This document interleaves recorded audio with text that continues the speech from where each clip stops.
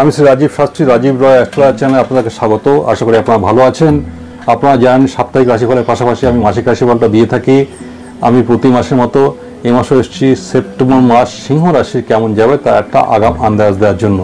ভিডিওটি পুরোপুরি দেখবেন এবং চ্যানেলটিকে অবশ্যই লাইক, সাবস্ক্রাইব এবং শেয়ার করতে ভুলবেন না। বেল আইকনটিকে অবশ্যই ক্লিক করবেন। তাহলে আমি আসছি, শুরু করছি সেপ্টেম্বর মাস সিংহ রাশি কেমন যাবে। দশম ভাবের সঙ্গে দেবগুরু বৃহস্পতির কিন্তু একটা যোগাযোগ আগামী মাসে আপনার হতে চলেছে। এই যোগাযোগের কারণে কিন্তু আপনার আগামী মাসে আপনার কর্মস্থলে, কর্মের যে জায়গাটা সেখানে কিন্তু আপনি যথেষ্ট উন্নতি করতে পারবেন। সবাই দেখবেন আপনার কথা শুনছে এবং যথেষ্ট মনোযোগ দেবে এবং আপনি দেখবেন সেখানে অনেক জায়গায় আপনি বিভিন্ন পরামর্শ আপনি কাজের জায়গায় অনেকে দিতে পারবেন এবং তারা সেটা অ্যাকসেপ্ট করবে এবং আপনার এটা খেয়াল হবে। এই থেকে কিন্তু আপনার সুনাম বৃদ্ধি পাবে এবং প্রত্যেকে কিন্তু আপনাকে একটা শূন্য নজরে দেখার চেষ্টা করবে এবং বুঝবেন যে তারা মনে করছে এটা যে আপনি তাদের থেকে একটু বেশি নলেজ রাখেন।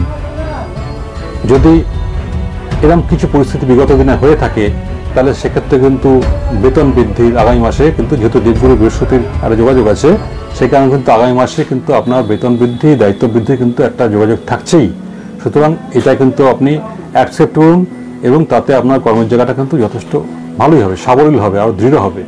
10th হাউসের লর্ড শুক্র সেকেন্ড ভাবের সঙ্গে কিন্তু যোগাযোগের কারণে কিন্তু আপনার কাজের প্রতি আস্থা, আত্মবিশ্বাসটা আরও বাড়িয়ে দেবে এবং সপ্তম হাউসের সঙ্গে কিন্তু শনির একটি যোগাযোগের কারণে কিন্তু তার দৃষ্টিগত কারণে কিন্তু আপনার জীবনে কাজের যে প্রচেষ্টা, উদ্যম, নিষ্ঠা সুচারুরূপে করার যে চিন্তাভাবনা এটা কিন্তু আরও বাড়তে দেওয়া যাবে, দেখতে পাওয়া যাবে।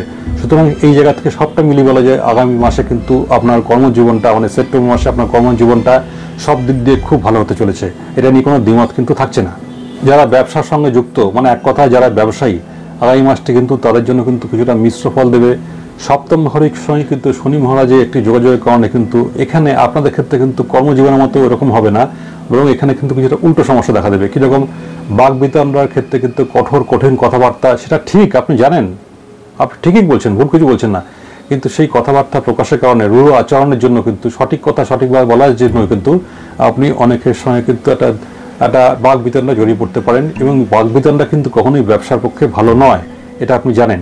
সুতরাং এই ব্যাপারটা আপনাকে খেয়াল রাখতে হবে এবং আগামী মাসের 16 তারিখের পর থেকে কিন্তু যখন নাকি পরিস্থিতি কিন্তু কিছুটা উন্নতি হবে তখন দেখবেন ব্যবসা কিন্তু মোটামুটি আগের থেকে যথেষ্টই স্মুথ চলছে। সুতরাং এই ব্যাপারটা একটু মাথায় রেখে চলবেন। পরিশ্রম বহুগুণ বেড়ে যাবে এবং পরিশ্রম বাড়ার কারণে কিন্তু ফলাফল দেরিতে হলেও ফলাফল আপনি পাবেন। আপনার যে ব্যবসার জায়গাটা আগামী মাসে ততটা বৃদ্ধি না পেলেও কিন্তু এর ফলাফল কিন্তু আপনি তার পরবর্তী স্তরে পেতে থাকবেন। এবার আসছি অর্থ নিয়ে। কর্মের জায়গায় বা ব্যবসার জায়গায় এরকম থাকলেও আগামী মাসে কিন্তু আপনার অর্থ নিয়ে সেই অর্থে কিন্তু অনর্থ হওয়ার খুব একটা সুযোগ থাকছে না। অর্থযোগ যথেষ্টই ভালো, প্রবল অর্থযোগ হবে, কিন্তু বুধের সঙ্গে দ্বাদশভাবে একটু যোগাযোগের কারণে কিন্তু আপনার আগামী মাসের ব্যয়টাও আছে। যদি ব্যয় করতে হয় তাহলে বলা হচ্ছে এটাই ইনভেস্টমেন্ট করুন কোথাও, কিন্তু কোনো অপচয় আজেবাজে জিনিস কিনে কিন্তু খরচাটা না করাই কিন্তু বুদ্ধিমানের কাজ হবে। নবম ভাবের সঙ্গে রাহু মহারাজের একটি যোগাযোগের কারণে কিন্তু অপ্রয়োজনীয় ব্যয় বৃদ্ধি পাবে। যদি চাইলে মনে করেন ইনভেস্ট করবেন তাহলে কিন্তু ইনভেস্টমেন্ট করার যে জায়গাগুলো আছে, আর্থিকভাবে বিনিয়োগ করার সঠিক জায়গাগুলো সেখানে আপনি করতে পারেন। কেন বুধের সঙ্গে কিন্তু যে আগে বললাম যোগাযোগের কারণে কিন্তু কিছু বাজে অপচয় কিন্তু একটা যোগ আছে, সাথে কিন্তু আপনার সঞ্চয় হ্রাস হতে পারে। তবে এই সত্ত্বেও কিন্তু আপনার মনের মধ্যে কিন্তু ব্যয় করার পাশাপাশি সঞ্চয় করার একটা মানসিকতাও কিন্তু থাকবে। পাশাপাশি ব্যাপারটা খুব জটিল মনে হতে পারে, কিন্তু তা সত্ত্বেও সঞ্চয় যোগটা কিন্তু আপনি একটু চেষ্টা করলেই পারবেন। কাছে দূরে কোথাও কিন্তু একটা ভ্রমণের যোগাযোগ আছে। যদি মনে করেন যে ভ্রমণ করতে যাবেন তাহলে বারণ করা হচ্ছে সেপ্টেম্বর মাসে কিন্তু সিংহ রাশি যারা জাতক-জাতিকা আছেন তারা বাইরে যাবেন না, কেন বাইরে গেলে কিন্তু বাইরে গিয়ে কিন্তু আপনার কোনো হেলথ ইস্যু তৈরি হতে পারে, শারীরিক অসুস্থতা তৈরি হতে পারে। সুতরাং সেক্ষেত্রে বাইরে ঘুরতে না যাওয়াই কিন্তু বুদ্ধিমানের কাজ হবে। আসছি স্বাস্থ্যের বিষয়ে। সিংহ রাশির জাতক-জাতিকারা আছেন তারা কিন্তু আগামী মাসটা স্বাস্থ্যের ব্যাপারে খুব কষাস থাকতে হবে, মনোযোগ দিতে হবে। কারণ সেকেন্ড হাউসে কেতু মহারাজ এবং অষ্টম ঘরে কিন্তু রাহু মহারাজের একটি যোগাযোগের কারণে কিন্তু স্বাস্থ্য নিয়ে বিভ্রাটে প্রভাব পড়বেন এবং প্রভাব পড়ে যাওয়ার কিন্তু সম্ভাবনা থাকছে। খাবার দাবার খাওয়ার সময় খুব সতর্কভাবে খাবেন, ভুল জিনিসপত্র কিন্তু খেয়ে ফেলার প্রবল সম্ভাবনা থাকছে। আর অষ্টমভাবে রাহু মহারাজ থাকার জন্য কিন্তু শরীরে ব্যথা বেদনা বা আচমকা অসুস্থতা বোধ তৈরি করতে পারেন। কারণ দ্বিতীয় ঘর এবং অষ্টম ঘর কিন্তু খুব কানেকশন দেখা যাচ্ছে। দ্বিতীয় ঘর আমার নির্দেশ করে মুখ, আর অষ্টম ঘর হচ্ছে আমাদের হেলথের জায়গাটা বা কোমরের নিম্নাংশটা। তো এই দুটো কেন্দ্র করে কিন্তু সমস্যা বহুগুণ ব্যাপক আকার ধারণ করতে হবে এবং বলা হচ্ছে এটাই খাবার দাবার বাসি পচা তো একদমই না, ঠিক সময় খান, সহজপাচ্য খাবার খান, পুষ্টিকর খাবার খান এবং কোনো খাবার না জেনে কিন্তু খাবেন না। কারণ বারবার বলা হচ্ছে এই খাদ্যের কারণে কিন্তু শারীরিক সমস্যা তৈরি হওয়ার প্রবল যোগাযোগ, সেটা জেনে হোক না জেনে হোক, এটা আপনি নিজের দ্বারা হতে পারে বা কারো অনুরোধে এমন কিছু খাবার খেয়ে ফেললেন, তার দ্বারা কিন্তু আপনার শরীর একটা বিভ্রাট তৈরি হয়ে গেল এবং হসপিটালে যাওয়ার যোগাযোগ কিন্তু আছে।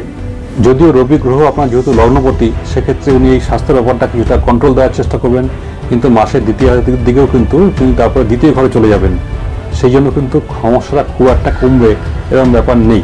এবং তারপরে দেবগুরু বৃহস্পতি সেকেন্ড হাউসের সঙ্গে যোগাযোগ হবে, তখন কিন্তু আপনার হেলথ ইস্যুটা অনেকটাই কমে আসবে। এবারে আসি প্রেমের বিষয়ে। মঙ্গল একাদশ ঘর থেকে পঞ্চম ভাবে দৃষ্টি দেওয়ার জন্য কিন্তু আগামী মাসটি আপনার যে লাভ যে লাইফ মানে ভালোবাসার জীবন, সেখানে কিন্তু একটা উত্থান পতনে কিন্তু একটা পরিস্থিতি দেখা যাচ্ছে। এই ভালো এই মন্দ, এই ভালো এই খারাপ, মানে বিনা কারণে তুচ্ছ কারণে কিন্তু একটা রাগারাগি ঝগড়াঝাটি কিন্তু পরিবেশ তৈরি হতে পারে। এই ব্যাপারটা একটু খেয়াল রাখবেন। যখনই দেখা হবে বা কথা হবে, তখন আপনারা একে অপরের সঙ্গে কিন্তু ভালোভাবে কথাবার্তা বলার চেষ্টা করুন, একবার অপরের ফিলিংসটা জানার চেষ্টা করুন, বোঝার চেষ্টা করুন এবং সেটাকে মর্যাদা দিন, তাহলে কিন্তু ব্যাপারটা ব্যালেন্স জায়গায় থাকবে। সুতরাং প্রেম প্রণয়ের ব্যাপারটা যথেষ্ট সংবেদনশীল হিসাবে দেখার চেষ্টা করুন, কেননা আগামী মাসে কিন্তু এই সমস্যাটা থাকছে এবং 18 তারিখের পর থেকে কিন্তু সমস্যাটা কিছুটা কমে যাবে। আবার নতুন করে কিন্তু যারা প্রেমের সঙ্গে যুক্ত নন, তাদের নতুন করে কিন্তু প্রেম একটা সম্পর্ক কারোর সঙ্গে তৈরি হয়ে যেতে পারে। সুতরাং আগামী মাসটা কিন্তু খুব ভাইটাল। যারা নাকি লাভ অ্যাফেয়ার্সের সঙ্গে যুক্ত, এই ব্যাপারটার মাথায় রাখবেন। যারা বিবাহিত জীবনে আবদ্ধ, তাদের কিন্তু আগামী মাসটা পঞ্চম ভাব এবং সপ্তম ভাবের সঙ্গে শনি দেবের একটি কানেকশনের কারণে কিন্তু একটা উত্থান পতনের জায়গা তৈরি হচ্ছে। যেহেতু লগ্নপতি রবি এবং সপ্তম ভাবের সঙ্গে শনি মহারাজের যোগাযোগ আছে, সুতরাং শনি মহারাজের ইগো এবং রবি যে ইগো, সেখানে কিন্তু দ্বন্দ্ব থাকাটা খুব স্বাভাবিক এবং সেটাই প্রবল হয় দেখুন দেখা যাবে। এই ব্যাপারটা একটু মাথায় রাখবেন। ভুল বুঝাবুঝি, রাগারাগি, অহেতুক কথা কাটাকাটি কিন্তু এরকম একটা প্রবণতা দেখাই যাচ্ছে। একটু সাবধানে ব্যালেন্স করে চলবেন, তাই ঠিক আছে। 18 তারিখের পর থেকে কিন্তু এই সমস্যাটা কিন্তু অনেকটাই কমে যাবে। সেক্ষেত্রে বিবাহিত জীবন যেমন চলছিল আগে ভালোভাবে, সেরকমভাবেই চলবে। পারিবারিক জীবন নিয়ে খুব একটা ডিস্টার্ব কিছু নেই, পারিবারিক জীবনটা যথেষ্টই ভালো। দ্বিতীয় ঘরে মঙ্গল মহারাজের দৃষ্টি এবং কেতুর একটি অবস্থানের জন্য কিন্তু অর্থ পাওয়ার ক্ষেত্রে কিন্তু খুব একটা সমস্যা দেখা দেবে না। যদি কোনো অনুষ্ঠান বাড়িতে করতে হয়, সেক্ষেত্রে কিন্তু আর্থিক ব্যাপারটা ঠিকঠাকই থাকবে এবং বাড়ির সঙ্গে কিন্তু বাকি সদস্যের সঙ্গে কিন্তু মোটামুটি এক প্রকার বন্ডিং ঠিকই থাকবে। তবে বাড়ির কিছু প্রয়োজনের জন্য কিন্তু আগামী মাসে কিন্তু কিছু ব্যয়যোগ আছে, সেটা আপনার বাড়ির কাজের জন্যই ব্যবহার করা হবে। আর মাসের 23 তারিখের পর থেকে কিন্তু ভাই বোন আদার্স যারা আছে বাকি সদস্যরা, তাদের সঙ্গে কিন্তু সদ্ভাব যে সম্পর্ক, সেটা আরও ভালো হবে। 4th হাউসের যিনি লর্ড আছেন মঙ্গল, তিনি একাদশ ঘরে অবস্থানের কারণে কিন্তু আপনার বাড়ির যে সমস্যা কিছু থাকবেই না।